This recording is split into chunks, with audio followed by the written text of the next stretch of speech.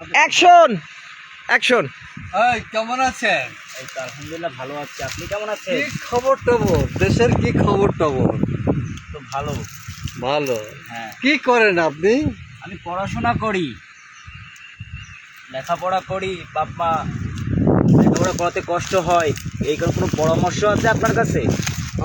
বড় দুঃখের কথা, টাকা পয়সা নাই, বাবা মার টাকা পয়সা নাই। আপনার ইচ্ছা কি মহাজ্ঞানী হওয়া, ভার্সিটি ডক্টরেট নেওয়া, এটা আপনার কল্পনা না? জি জি, কিন্তু হচ্ছে না। ভাইজান কেমন আছেন? ভালো। কি খবর টবর? এ জায়গা জমি নাই, কি রে বাঁচবো? জায়গা জমি নাই? না ছিল না জায়গা জমি? না, ছিল না? ছিল, সব বাইরে হয়েছে লেগে। তা পুরো ফ্যামিলি বছর ভরে কিনা খান, যে এই হলো জীবন দশা। দেখেন, বাংলাদেশের মানুষের মানে পৃথিবীর জায়গার অভাব নাই, আমাদের বাংলাদেশের জায়গার অভাব নাই। ওনার কোনো শস্য, একটা মরিচ গাছ লাগাবার জায়গা নাই। এখন এর সমাধান তো কোনো কালে হয় নাই, কিভাবে হবে এটা আমাদের সবাইকে ভাবতে হবে। তো ছেলে মেয়ে কয়টা? 7টা। আচ্ছা, কেউ লেখাপড়া করে? না না না না করে না, কেউ করে না। না। জীবন তো খুব কঠিন, জীবন তো খুব কঠিন, জীবন খুব কঠিন দেখি। বাংলাদেশের যে অবস্থা, সেই অবস্থা অনুযায়ী বর্তমান বাংলাদেশের প্রেক্ষাপট ব্যাখ্যা করতে গেলে অধিকাংশই দেখা যাবে ভূমিহীন। আচ্ছা, বুঝতে পারছি, আপনার কথাটা বুঝতে পারছি। ভূমিহীন সবাই, একটা বৃহত্তর জনগোষ্ঠীর হাতে গোটা বৃহত্তর জনগণের যে জায়গা জমি ছিল পুরাটা চলে গেছে মহাজন, ধনী কুলাক এদের হাতে। বাদবাকি আপনারা সব প্রলেতারিয়েত, কিষাণ মজদুর, এই তো। ও আচ্ছা, এর তো সমাধান হতে হবে কিভাবে, তাই না? আরও একটা বিষয় আছে, বাংলাদেশের প্রেক্ষাপটে বর্তমান বেশিরভাগ নিরক্ষরতায় ভুগতেছে। যদিও এখন সেই যুগ নাই, এখন অনলাইনের যুগ, এখন সবাই ঘরে বসে অনলাইনে ক্লাস করে, হাতে হাতে স্মার্টফোন, মাল্টিমিডিয়া ক্লাস, তারপরেও দেখা যাচ্ছে নিরক্ষরতায় ভুগতেছে অনেক মানুষ। এইটার ব্যাখ্যা কি? শোনেন, এটার ব্যাখ্যা মানে কি? আমরা কখনো দেশপ্রেমিক কোনো রাজনৈতিক সংগঠন পাইনি। আমাদের যে সংগঠনগুলো, যে পার্টি, 200 মতো রাজনৈতিক দল, এই 200 দলই হলো পরাশক্তির টাকায়, তাদের পলিসিতে এ দেশে এই এতগুলো দল, এবং তারা পরাশক্তির সুবিধা নিয়ে রাজনীতি করে।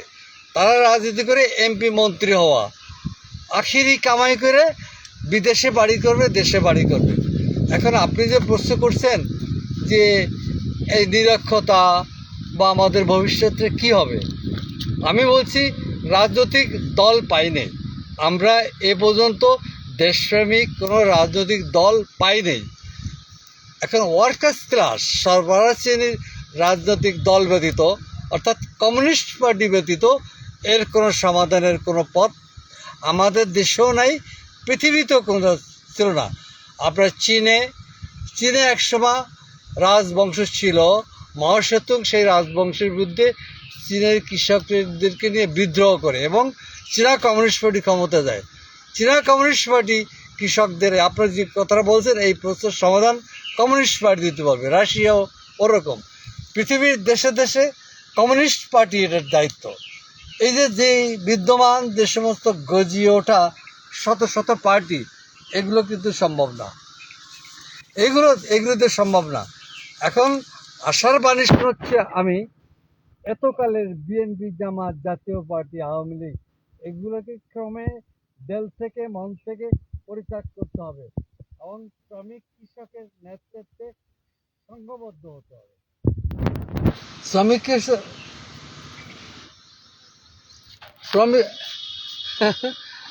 বাচ্চু, এই যে দেখি ঘুম এসে গেছে, কথা শুনতে শুনতে ঘুমিয়ে পড়ছে। আচ্ছা, ঠিক আছে ঠিক আছে। আপনার কি সমস্যা ছিল? কোনো সমস্যা নাই।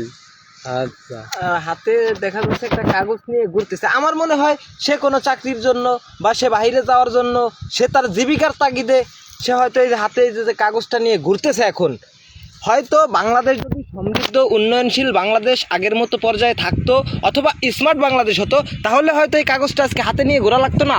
ও বুঝতে পারছি, বেকার যুবক, বাংলাদেশের জাতীয় সমস্যা বেকার সমস্যা। হ্যাঁ, বেকারত্ব। এই যে চাকরির জন্য হাতে কাগজ নিয়ে ঘুরে বেড়াচ্ছে, এই বেকারত্ব দূর হবে কিভাবে? চীন দেশের বেকারত্ব দূর হয়েছে, রাশিয়ায় বেকারত্ব দূর হয়েছে কেন?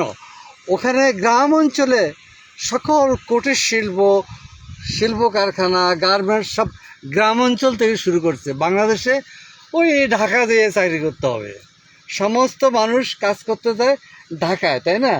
ঢাকা ছাড়া কর্মক্ষেত্র নাই। আর এই যেখানে আমরা বসে আছি গ্রাম অঞ্চল, এই সব জায়গায় একদিন কুটির শিল্প হবে, গার্মেন্টসগুলো এই সমস্ত গ্রাম অঞ্চলে হবে। তখন পাশের গ্রামের পাশের ছেলে মেয়ে এরা এখানে চাকরি করবে, বাসা ভাড়া লাগবে না, সবাই যার যার ঘরে বসে চাকরি করবে। এটা সম্ভব একমাত্র কমিউনিস্ট পার্টি ক্ষমতায় আসবে, তাছাড়া এখান থেকে মুক্তির কোনো পথ নাই। এই যে শুনছেন তো কথাবার্তা, ঘুম আসছে না? ওই যুবক মানুষ তো, তরুণ মানুষ। তারপরও আমরা এখান থেকে মূল বিষয়বস্তু একটা জিনিসই পাচ্ছি, বাংলাদেশের টপ 10টা সমস্যার ভিতরে মূল 1 নাম্বার সমস্যা হচ্ছে বেকারত্ব। বেকারত্ব, যার কারণে বাংলাদেশের মূল মেরুদণ্ড, মূল যে নীলদাঁড়া, সেটা পিছয়ে আছে। হ্যাঁ হ্যাঁ, বেকারত্ব, আপনি খুব গুরুত্বপূর্ণ কথা বলছেন। বেকারত্ব পৃথিবীতে এখন বেকারত্বর একটা প্রবলেম। এটা যান্ত্রিক যুগে কিছু লোক বেকার হবে, কারণ যেখানে একটা জমিতে আগে কাজ করত 50 জন, এখন কাজ করে 1 জন, তাহলে 39 জন বেকার। 39 জনের সমাধান কি?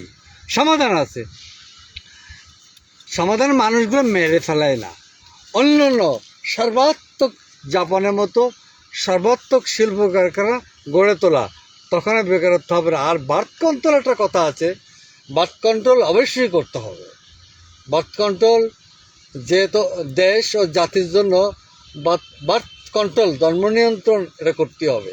এটা সচেতন জ্ঞান সম্পন্ন দেশের লোকেরা বার্থ কন্ট্রোল করে। আচ্ছা, একটা প্রশ্নটা হচ্ছে, ইংলিশে একটা প্রবাদ আছে, education is the backbone of nation, নাকি? হ্যাঁ, মানে শিক্ষাই জাতির মেরুদণ্ড। এইটা আপনি কতটুকু যুক্তিযুক্ত বলে মনে করেন? শিক্ষা, এটা লাখ লাখ বছরের পুরনো কথা, এটার কোনো যুক্তি নাই। এটা মানুষ একটা কথা কাউকে বুঝাতে যে বলছে কি মেরুদণ্ড হলো আসল, মেরুদণ্ড আসল বললাম, কিন্তু হাতগুলো কি, দুটো পা কি? আমার মেরুদণ্ড আসল। আপনি যে কথাটা বলছেন মেরুদণ্ডর সাথে যুক্ত কি হাত, আমার মাথার ভিতরে ঘিলু মস্তিষ্ক, কাজে মেরুদণ্ডকেই বলতে হবে না যে সব কিছু। আমার পূর্ণ দেহ দুটো হাত, আমার দুটো হাত মেরুদণ্ড থেকে। অনেক সময় মেরুদণ্ড বাঁকায় গেলে, মেরুদণ্ডর কোনো হাড় ক্ষয় হয়ে গেলে আমার মাথায় কাজ করবে। হ্যাঁ, মেরুদণ্ড একটা কথা আছে, যেমন নৌকার হাল। অবশ্য আপনার কথা বুঝতে পারছি, তারপরে একটা কথা বলি, যেহেতু এখানে বোঝানো হয়েছে কথাটি দ্বারা যে শিক্ষাই জাতির মেরুদণ্ড, আমি মনে করি শিক্ষা জাতির মেরুদণ্ড নয়, সুশিক্ষাই জাতির মেরুদণ্ড। সুশিক্ষা, Yes. Thank you. সুশিক্ষা, এইখানে সুশিক্ষার কথা আসলো কি জন্য? কারণ কি, শিক্ষিত মানুষ অনেক আছে, যারা ডিগ্রি, যারা মাস্টার ডিগ্রি, যারা ডিপ্লোমা কমপ্লিট করছে, যারা পিএইচডি করছে, কিন্তু তারপরেও অনেকে আছে যে তাদের ভিতরে কিছু সংখ্যক লোক মানুষ হয়েও অমানসিক আচরণ করতেছে, হ্যাঁ। যাদের ভিতরে শিক্ষা আছে কিন্তু সুশিক্ষা নাই, সুশিক্ষার অভাব। এই ধরনের অমানবিকতা, অমানসিক কাজ যা হচ্ছে আজকের রাজনীতি, আজকের সমাজতান্ত্রিক, কৃষিতান্ত্রিক, ব্যক্তিতান্ত্রিক সমস্ত বিষয়ে প্রভাব ফেলতেছে এই অমানবিক আচরণ, যেটা মানুষের বুদ্ধিবৃত্তি হ্রাস করে এবং মানুষের পশুবৃত্তি বৃদ্ধি করে। মানুষের ভিতরে যখন পশুবৃত্তি, জীববৃত্তি বৃদ্ধি পায়, জীববৃত্তি যখন বৃদ্ধি পায়, তখন কিন্তু মানুষ অনেকটা পশুর মতো আচরণ করে। হ্যাঁ, আপনার চিন্তাটা অনেক হাই। এখন আপনি বলছেন কুশিক্ষা, শিক্ষাটা কি হবে? শিক্ষাটা হতে হবে উৎপাদনমুখী শিক্ষা। এই যে যে আমাদের যে দেশের শিক্ষা, ওই রবীন্দ্রনাথ বুর্জুয়া সাহিত্যিকদের শিক্ষা, এই শিক্ষা বড়দের স্বার্থে কাজ হচ্ছে। আর উৎপাদনমুখী শিক্ষা চীনের কমিউনিস্ট পার্টির ধান রোয়ার উপরে এডুকেশন নেয়, জমি নিড়ানো, জমির উর্বর শক্তি, এইগুলো শিক্ষা এবং কারিগরি শিক্ষা। এদেশে কারিগরি শিক্ষা নাই। এদেশের শিক্ষা হলো রবীন্দ্র সাহিত্য, ওই পশ্চিমা বুর্জুয়াদের সাহিত্য। ওই সাহিত্য পড়লে, ওই শিক্ষা নিলে ও ধান রোয়া শিখবে না, ও কোনো কাজ শিখবে না। ও জামা কাপড় পরে টাই বেঁধে ঘুরে বেড়াবে। আর যত প্রকারের আকাম আছে, যেহেতু ওর যত প্রকারের আকাম আছে, এই শিক্ষা, এই আকাম শিক্ষা দেয়। এখানে উৎপাদনমুখী শিক্ষাটাই বাংলাদেশে প্রচারিত হচ্ছে। ঔপনিবেশিক ব্রিটিশ যুগের শিক্ষাটাই হলো এখানে প্রচালিত আছে। আমরা এই ব্রিটিশের ঔপনিবেশিক শিক্ষাটাকে সম্পূর্ণ নির্মূল করে দিয়ে উৎপাদনমুখী কারিগরি শিক্ষাটা যখন আনবো, তখন এই যে আপনি যে প্রশ্নটা করছেন, কুশিক্ষা, অশিক্ষা, এগুলো মানুষকে অমানুষ করে তুলছে। আর মানুষের শিক্ষা হলো উৎপাদনমুখী কারিগরি শিক্ষা। তো অনেকক্ষণ কথাবার্তা বললাম, তো থ্যাংক ইউ সবাইকে, থ্যাংক ইউ। আপনারা ভালো থাকবেন, আবার দেখা হবে।